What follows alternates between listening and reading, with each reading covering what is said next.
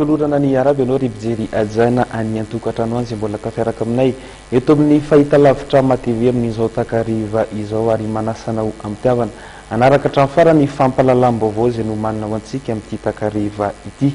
Eo amin'ny sehatry ny fampianarana ambony avy hatrany dia mitaky ny ampidinana ny droit pédagogique tokony alohan'izy ireo ny mpianatra hitsiriny École nationale supérieure na ny ENS Ampefiloha miakatra ho efatretsy ariary matsy izany raha ny fanazavana ny entin'ny mpianatra io maraina io.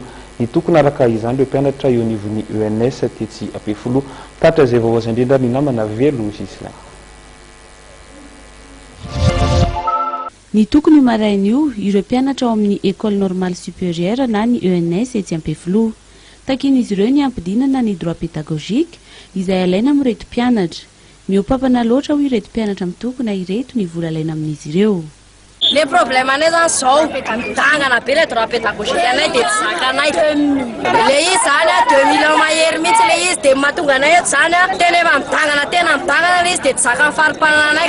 Noho izany ahenao le miady zay ho an'izany ihany koa satria tsy vitan'ny hoe master ihany eo fa ny elona koa mbola hiakatra eo. Tsy maneky zay ahenao. Nandoro kodiarana teo anoloan'ny rond-point etsy Ampefiloha sy teo alohan'ny fianaran'izy ireo ireto mpianatra io maraina io.